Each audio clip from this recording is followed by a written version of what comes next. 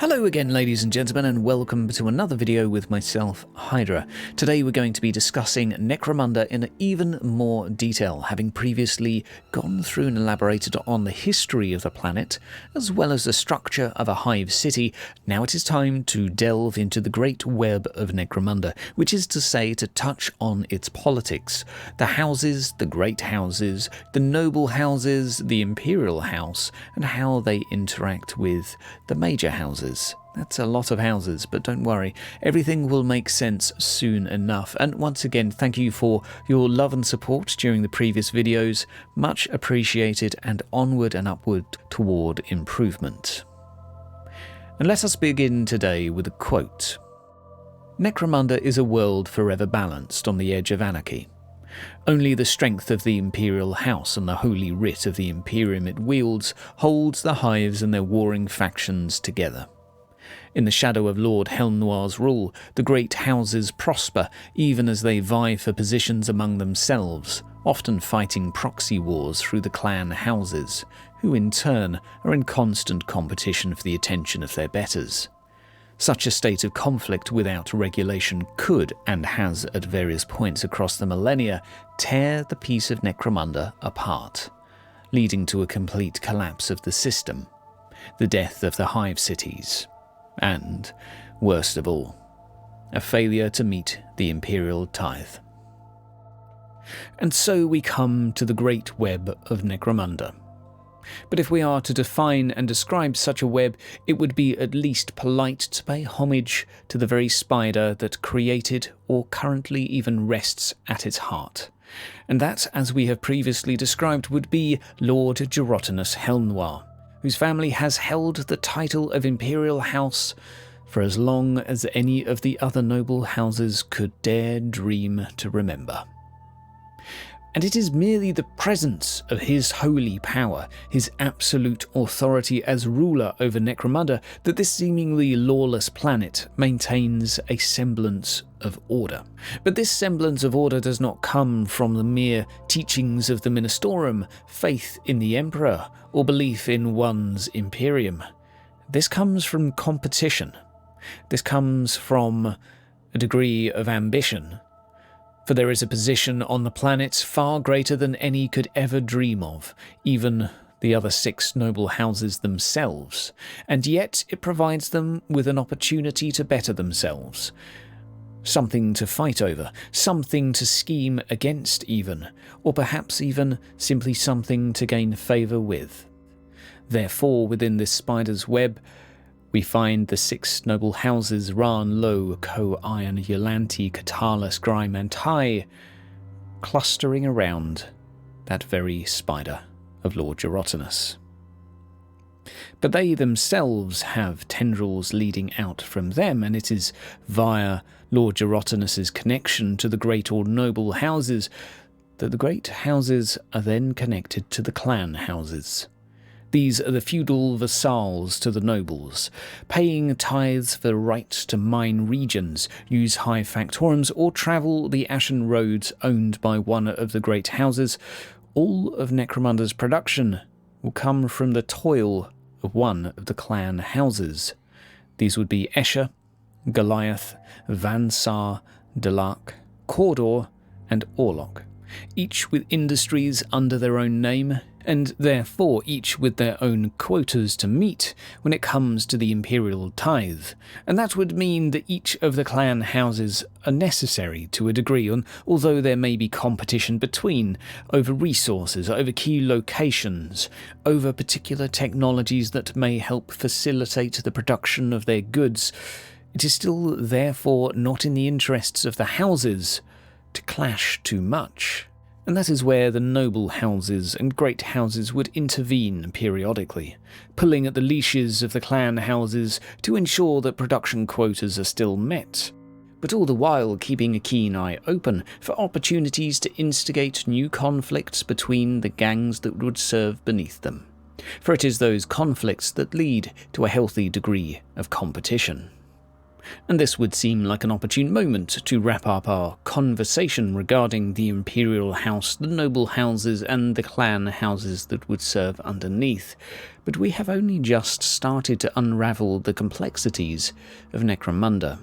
For beneath the clan houses lay a network of webs connecting them to the various industries of the Hive, and certainly to each other.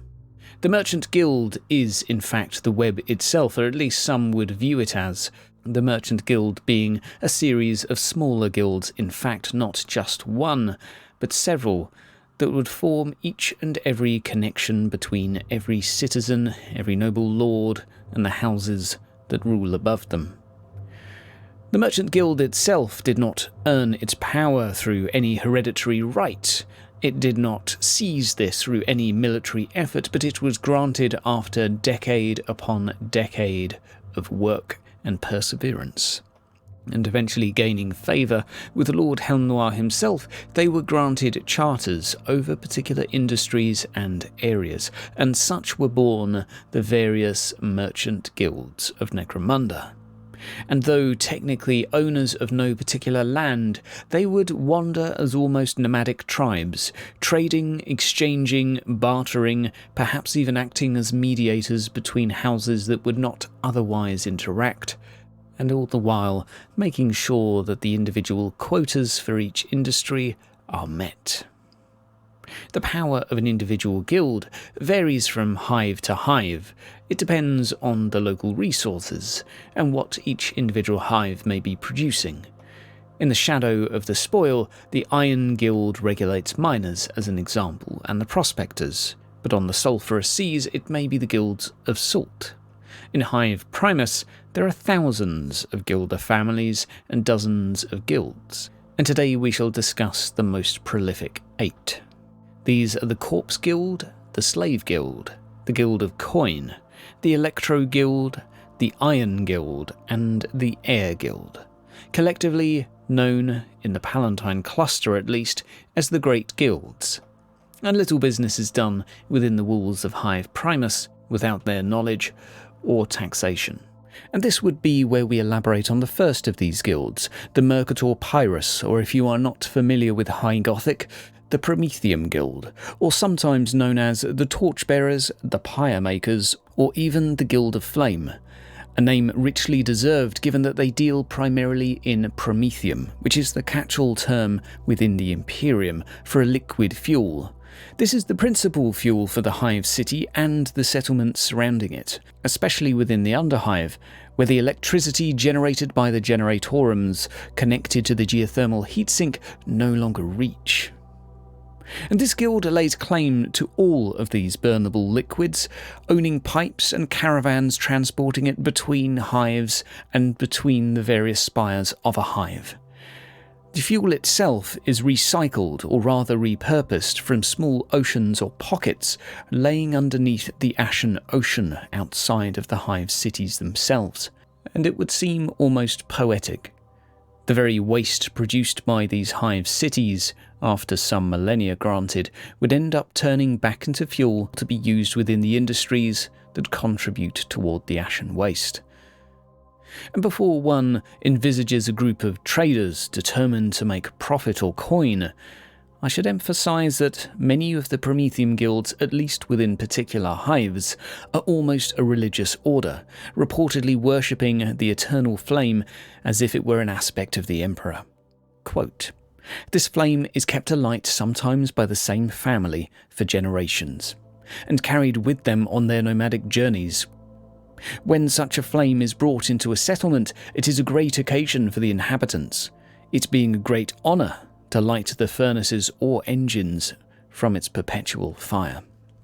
And it would be of note that the Prometheum Guild would often find themselves in direct competition with the Electro Guild being the owners of the various power stations connected to the geothermal heatsink. However, within Hive Primus in particular, many of the Electro Guilds were ousted many years ago, and the abundance of promethium within the nearby vicinity of the Palatine cluster has allowed the dominance of the Prometheum Guild for the past several decades.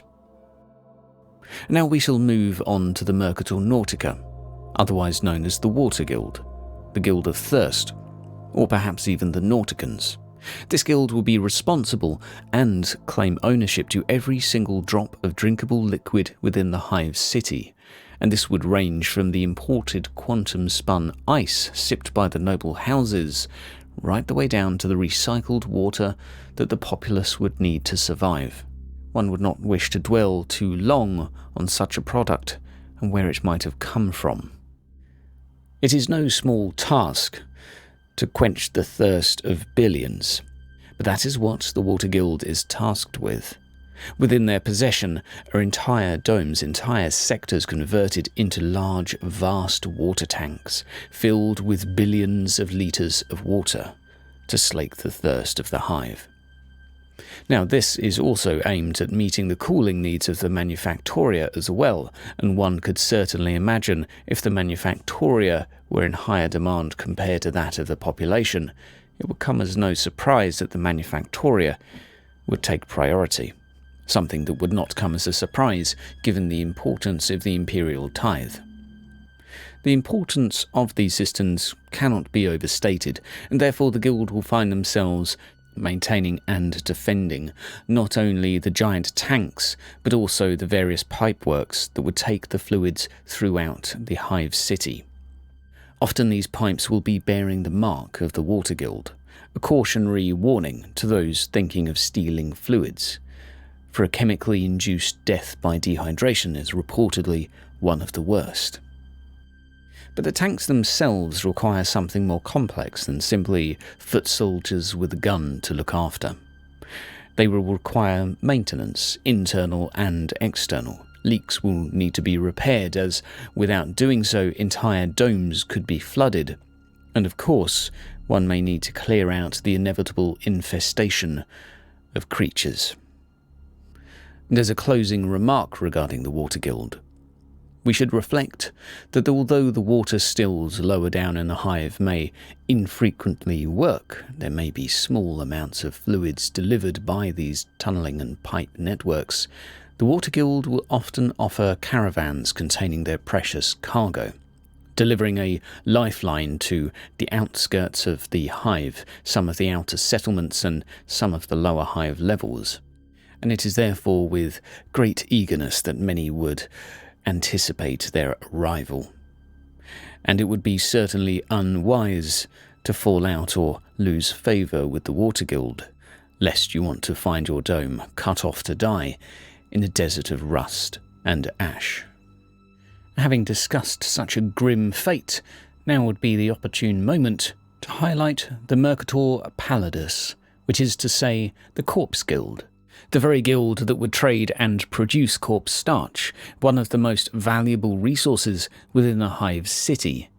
This would come, as the name would imply, from rendered down former citizens within great corpse grinder plants that dominate entire sectors within every hive. For every hive has one thing in common, not only a starving population, with millions upon millions being born every day, but equally millions dying as well through old age, health, or otherwise.